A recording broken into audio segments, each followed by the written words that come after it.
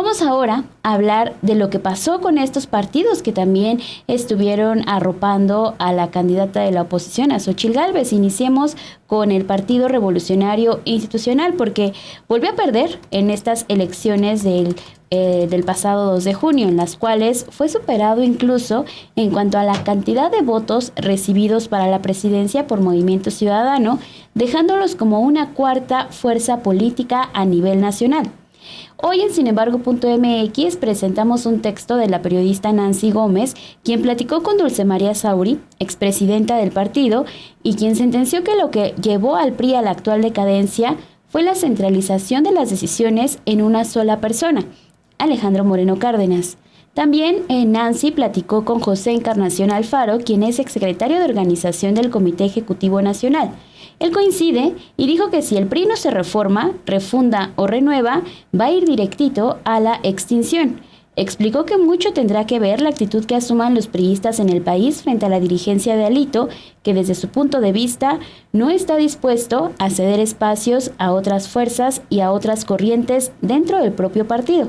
Vamos a ver el siguiente reportaje y regresamos con más información. Alejandro Moreno Cárdenas descartó renunciar a su cargo como líder nacional del Partido Revolucionario Institucional luego de los resultados de las elecciones del pasado 2 de junio, donde según los cómputos distritales obtuvieron apenas el 9.54% de la votación presidencial. Lejos queda el PRI, que gobernó el país por 70 años, pues actualmente solo retiene 2 gubernaturas en coalición, Coahuila y Durango. Los descalabros más grandes han sucedido en los últimos años con Alito, quien alargó un año más su mandato para asegurarse un cargo público. La expresidenta del PRI, Dulce María Sauri, evaluó el mandato de Moreno Cárdenas con una advertencia. Mira, veámonos en el espejo del Partido de la Revolución Democrática. El PRD en 2018 tuvo alrededor del 10% de la votación nacional. En 2021, con la coalición, tuvo más o menos la mitad. Y ahora está a punto de perder el registro. Pregunté qué pasó en el PRD. Veamos, el PRD es muchísimo más joven como partido político, es de 1989, nosotros somos de 1929. Sí. Pero yo creo que la revisión tiene que ir sobre el proyecto, sobre las estrategias, sobre los compromisos y también sobre los perfiles de la dirigencia. José Encarnación Alfaro, exsecretario de organización del Comité Ejecutivo Nacional del PRI, coincidió y dijo que si el PRI no se reforma, refunda o renueva, va directo a la extinción. Exactamente. O sea, no podemos decir que, éramos el 30%. Pero mira, ahora ya somos el 22%. Seguimos siendo fuerza grande. Ya somos el 16, seguimos siendo fuerza grande. Y ahora somos el 10. O sea, ya nos ganó Movimiento Ciudadano. Y al rato, ¿qué seremos? ¿El 5? Y al rato, ¿PRD? No, Nancy. O el PRI se reforma, o el PRI se actualiza, o el PRI se refunda, o el PRI va derecho a la extinción. Y en mucho tendrá que ver la actitud que asumamos los priistas en el país frente a una dirigencia que tal parece que no está dispuesta a ceder espacios a otras fuerzas y otras corrientes dentro del propio partido. La debacle electoral y territorial del PRI comenzó en 2016, cuando perdió 7 de las 12 gobernaciones que estaban en juego. Luego, en 2018, perdió la presidencia con José Antonio Meade, quien logró apenas el 16.4% de la votación. Pero la crisis se agravó cuando Moreno Cárdenas fue nombrado dirigente nacional en agosto de 2019, y de tener 12 gubernaturas, en 2021 perdieron 8. En 2022 dejaron de gobernar Hidalgo y Oaxaca, y en 2023 perdieron el Estado de México, uno de sus bastiones más fuertes. La presencia del PRI estaba reducida a su mínima expresión cuando inició el proceso electoral de 2024, situación que se agravó con las salidas de figuras priistas como Miguel Ángel Osorio Chong, Claudia Ruiz Massieu, Nubia Mayorga, Erubiel Ávila,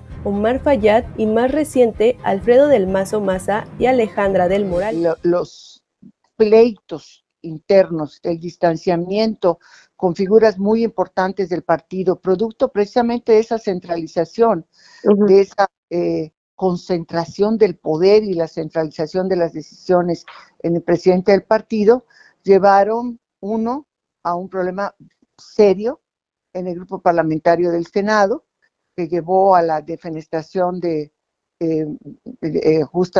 justamente Miguel Ángel Osorio Chong, un personaje político distinguido en la administración pública y distinguido en nuestro partido, y de ahí se desgranaron una serie de situaciones que la actitud de la dirigencia nacional, del presidente del partido, no hizo sino acabar de complicar.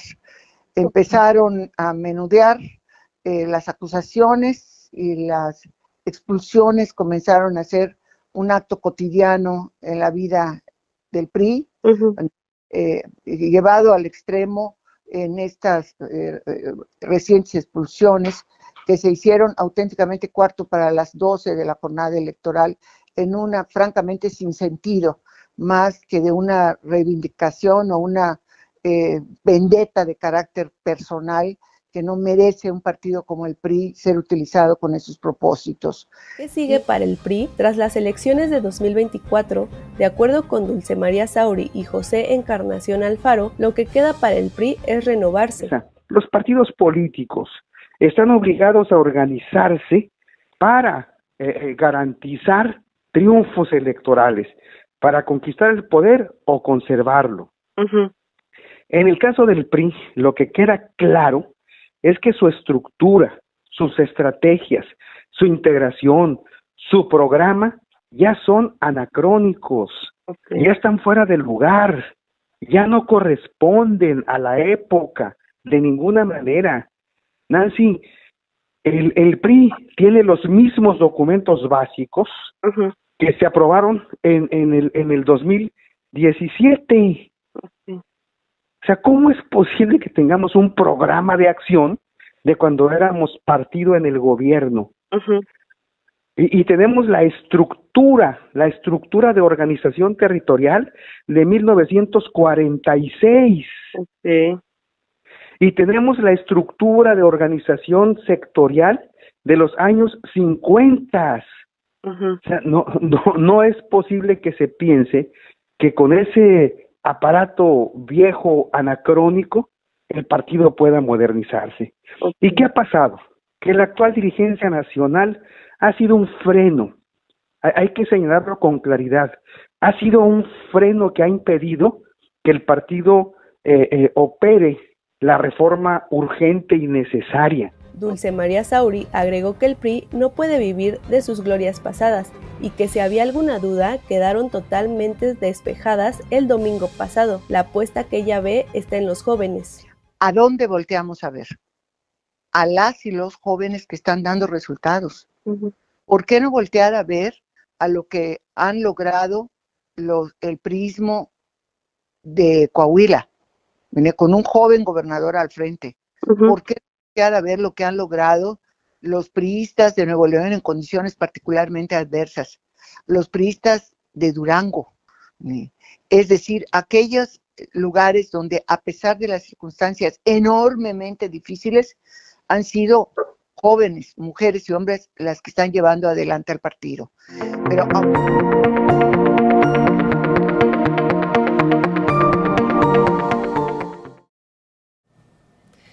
¿cómo es mala la chica de Nesa, si ustedes supieran? Bueno, dentro de toda esta tragedia de este barco que se hunde dramáticamente, este barco priista, pues hay quienes ya son las primeras víctimas y una de ellas es Humberto Aceves del Olmo, el líder de la Confederación de Trabajadores de México, la CTM, desde 1997, que se queda por primera vez sin su curul, sin un espacio que el partido le garantizaba elección tras elección. A quienes representan, tiene vigencia lo que representa, no lo sabemos, pero el señor tenía garantizado su espacio en la Cámara de Diputados o en el Senado. Una manera en la que el PRI logró cooptar a distintos sectores de trabajadores fue a través de sus dirigentes, a los que ofreció mantenerlos con cargos públicos. Uno de los casos más representativos es el de la CTM, que por ejemplo, al igual que la CNC, la CROM, pues cooptó a los líderes que representaban a los trabajadores de organizaciones históricas que surgieron sobre todo en la época del cardenismo, para representar fielmente a los obreros. Pues bueno, el PRI hábilmente los trajo a los líderes y vénganse, aquí tienen garantizado, pero ustedes me garantizan que, pues los votos. Humberto Aceves del Olmo es líder de la CTM desde 1997. Bueno, desde que el PRI anuncia su lista de plurinominales, esta en la que Alejandro Moreno Cárdenas estaba en primer lugar, es decir, donde se garantizó sí o sí su trabajo para los siguientes 6 años, no fue sorpresa que también apareciera Humberto Aceves del Olmo, porque esto es recurrente. Como les decía, cada elección ahí estaba el lugar para los líderes obreros, los representantes de los obreros. Bueno, pues resulta que ya no alcanzaron los votos para poner a Aceves en el Congreso. De acuerdo con los cómputos distritales del INE, el PRI obtuvo 5.736.000 votos, colocándose por primera vez en la 4ª posición nacional. Quedaron arriba del PRI, Morena, el PAN y hasta Movimiento Ciudadano. Entonces, que en este año en el que se cumplen 88 años de la fundación de la CTM, pues esta manera en la que se mantenían activa, pues se desdibuja. En el caso de Aceves del Olmo, lo cual también es muy representativo de lo que son estos líderes, y pongo comillas, supuestos líderes obreros, es que aunque el PRI le garantizaba sus puestos en la Cámara de Diputados o en la Cámara de Senadores, siempre resaltó por ser el más faltista. Por ejemplo, o sea, él desde el 94 ha sido diputado federal, repitió en el año 2000 y en 2006 y en 2012 fue senador de la República. Además, siempre estuvo ocupando lugares en las comisiones relacionadas con cuestiones laborales. Otro punto para saber el efecto que tiene la CTM, y eso hasta nuestros días, es que cuando se define, por ejemplo, el salario mínimo de los trabajadores, se hace una mesa tripartita en la que está el sector empresarial, el sector obrero y el sector de gobierno. En el sector patronal y en el sector obrero, sobre todo en el obrero, está la CTM. O sea, la CTM y este señor que es líder de esa confederación desde el 97, estuvieron definiendo año con año el salario mínimo, que hasta 2018 aumentaba apenas y 2 pesos literal. Bueno, entonces, este señor brincaba de un lado a otro, de 2012 a 2015, cuando fue de nueva cuenta diputado federal. En 2018 fue senador y muy faltista. Por ejemplo, en la penúltima legislatura, de un total de 767 votaciones, el señor únicamente fue a 25. En la anterior legislatura, de 467 votaciones, estuvo ausente en 365. O sea, un mantenido del PRI, literal, y pues, se aprovechaba del puesto porque no se preocupaba por votar. Este señor se queda sin espacio por los pocos votos del PRI. Y tampoco es que se les vaya a extrañar dentro del Congreso, o sea, para nada. Más bien lo que ellos van a extrañar es todo lo que recibían a partir de estas vías plurinominales que estaban aseguradas, y que también la manera en que poco a poco se va a ir acotando estos espacios para ellos, pues es gracias a la gente que sale a votar y que dice, no le voy a dar ningún voto al PRI, no le voy a dar ningún voto a esta alianza, que lo que estamos viendo es que ocupan esos votos y esos lugares para personas como la que nos acabas de describir, Dani, hablar de un Humberto Aceves que cuántos años llevaba dentro del Congreso, no se escuchaba nada de él porque no iba, cuántas votaciones estuvo presente. Lo que sí sabemos es que cada quincena muy probablemente cobraba todo el dinero que había por parte del Congreso para él. Y funcionaba para que el PRI dijera que él tenía representantes de los obreros. Además, o sea que así como también funciona ahora de, nosotros tenemos nuestra candidata indígena, aunque no sean indígenas, funcionaba para que el PRI dijera, vean, nosotros somos los que sí le damos la voz a los obreros, aunque cuando podemos incidir en el salario mínimo lo aumentemos 2 pesos, ¿no? O sea, porque eso fue lo que ocurrió cuando gobernaba el PRI y cuando pues como la CTM participa en la decisión, en la definición del salario mínimo, eso es el resultado que teníamos, pero al menos ahorita vamos a ver qué es lo que le dan a cambio. Pero la CTM año con año funcionó como una maquinaria de votos para el PRI. Entonces vamos a ver ahí cómo logran salvar esa estructura. Pues sí, de esta forma es como vemos que se le va cayendo cada vez más estos lugares al PRI. Los invitamos a que vayan a sinembargo.mx para que lean estos 2 textos y compartirlos si es también de su agrado para que llegue a muchísima más gente.